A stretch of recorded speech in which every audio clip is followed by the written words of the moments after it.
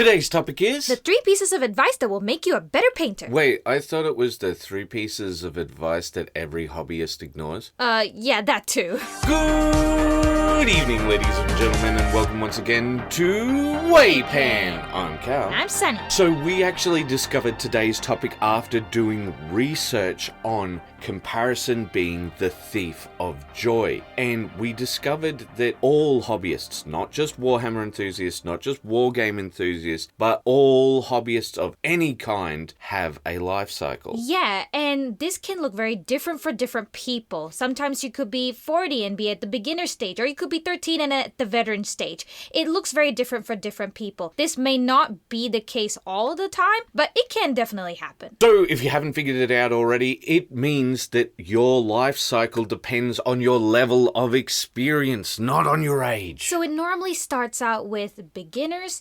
intermediate, and then it goes into veteran/advanced stage. While each of these pieces of advice are directed towards one particular stage of experience, they are relevant up and down. It's just that they're more relevant for one particular stage. With that, Cal, shall we begin? Sure.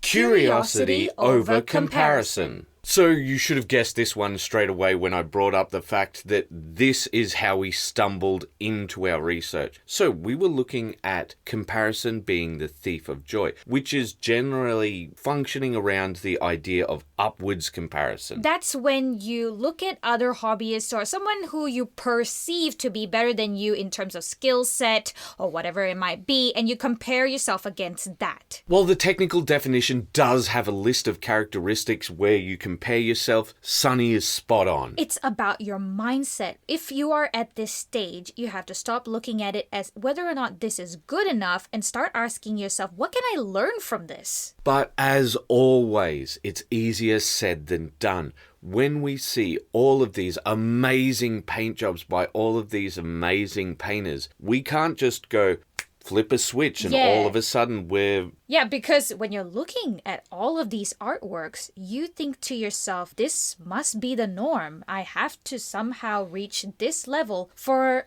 me to feel like I'm a part of this community. Which led us to body image research, which we felt was highly applicable to this particular issue. When it comes to media, for example, TV and magazines, a lot of these images are highly edited and photoshopped, but people still see this and think that this is the norm and compare themselves to this new standard. And when it comes to women and men, the standards can be very different. Yes, for example, look at the 1980s with the He-Man and the She-Ra. That is exactly what people think when it comes to ideal body images. It hasn't really changed that much. With this, there's also another issue, which is social media. Now, it is not the same as traditional media with TV and magazines covers, and people can have some level of detachment to that. But when it comes to social media, it feels more real because it's the most accessible form of media that we have. Yeah, your friend could just jump on it and,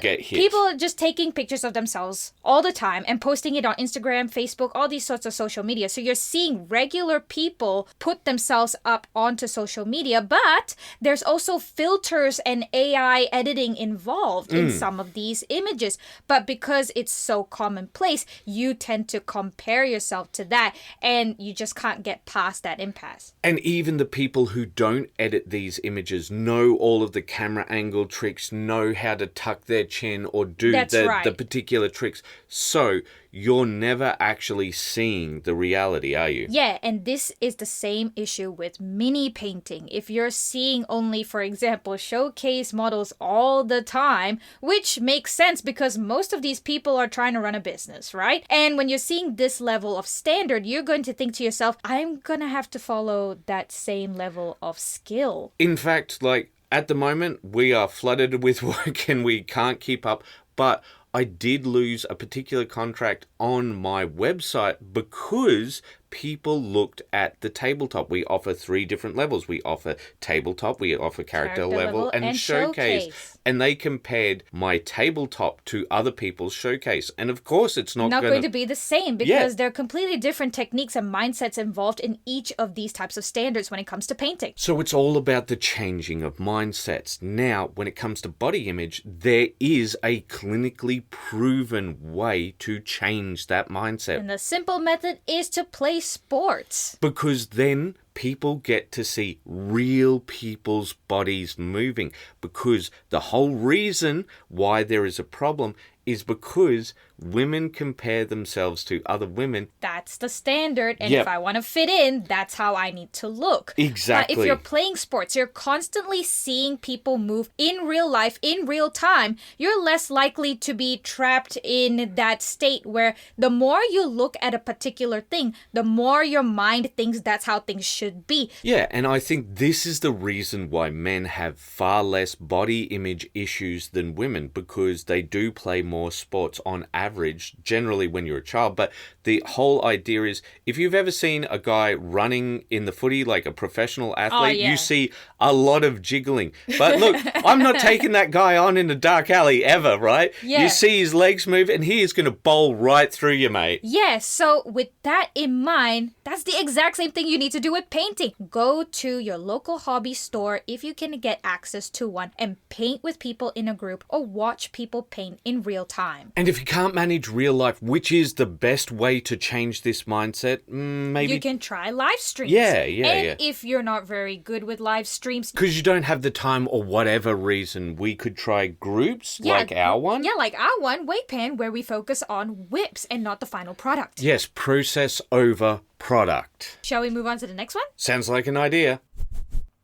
Consistency with compassion. One of the most important things with this hobby is treating yourself kindly. When it comes to this hobby, it is a predominantly male-dominated hobby. And when it comes to men, you tend to put yourselves down quite a fair bit, but you tend to also encourage others more than you do yourselves. You're less likely to acknowledge your strengths and are more likely to notice your weaknesses. But let's take a look at this logically and change that mindset a bit. If you were training someone in this hobby, just introducing them and getting them to stay in this hobby and trying to encourage them, would you treat them the same way you would treat yourself? And if the answer is no, then it's not logical, is it? Think about it for a moment. Think about how you would treat someone in your care, whether they're human or non-human. A pet, for example, or a child, someone you're teaching. Would you treat them the way you treat yourself? And if the answer is no, like we said, it isn't logical to treat yourself in the same way because you know that it isn't helpful. Now, we have put the cart before the horse a bit. However, I think that most of you understand the consistency part of this.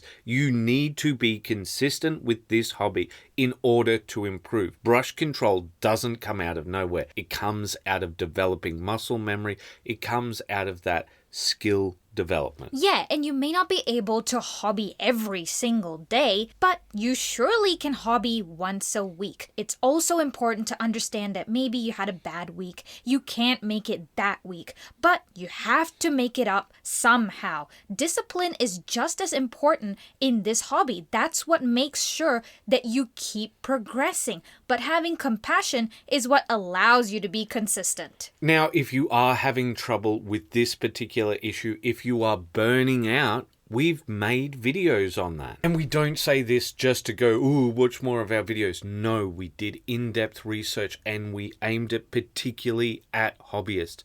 We hope that it will be helpful for you.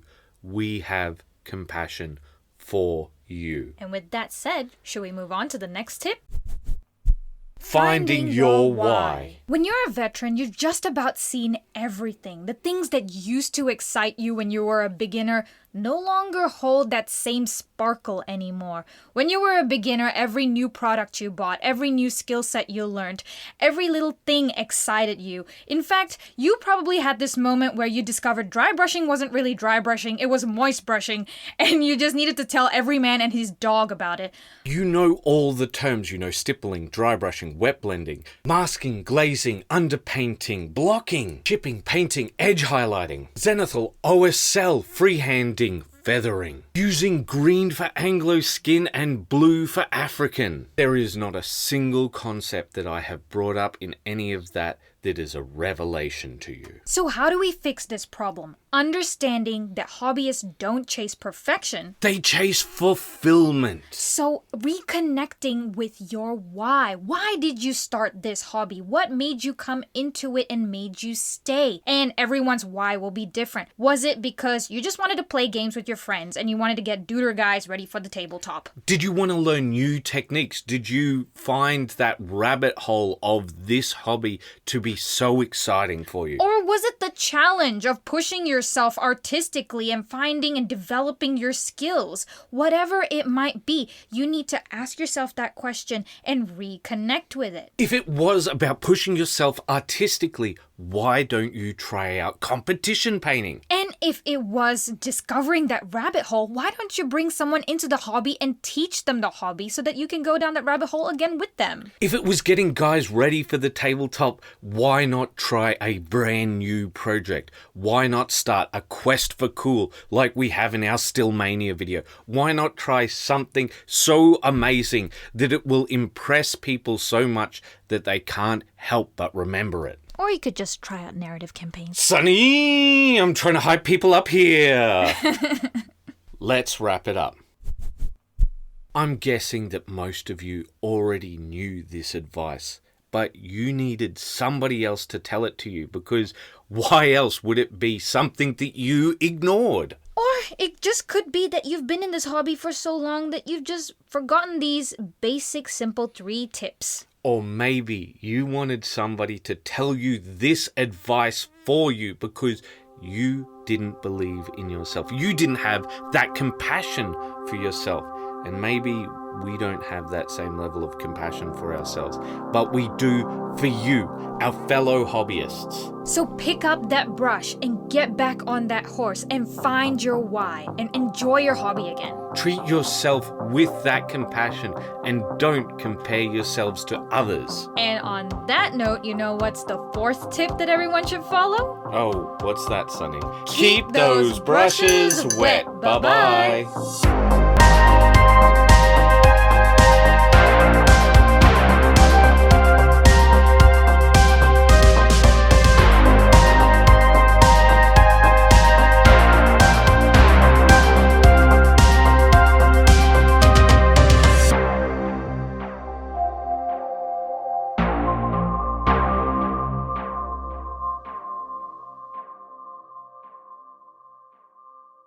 Introducing pork chop. Now, the first thing you want to do a proper pork chop style paint job is have OSL at the bottom of your miniature. So what you're going to do is you're going to paint your miniature black, and then down at the bottom where your object source lighting is, what you're going to do is get a sponge, and first you're going to start with grey, and you're going to go halfway up, and then you're going to start with white, and you're going to go maybe 2/3, or a third. And remember, the most important part of doing all of this is you got to do it with a sponge. And then you can apply your normal contrast paints, or as we like to use, speed paints, buddy. And don't forget to like, share, and subscribe to Didgeridoo Hobbies. Didgeridoo Hobbies. But it's just a reverse zenithal with a sponge. Why do they call it slap chop and goat chop and every other chip chop in the world? Because if we don't sound ridiculous, how are we going to get subscribers? Ah! Cal, stop it. You sound like a train bogan. I do believe they're called eshays. Oh, yes. Train chop.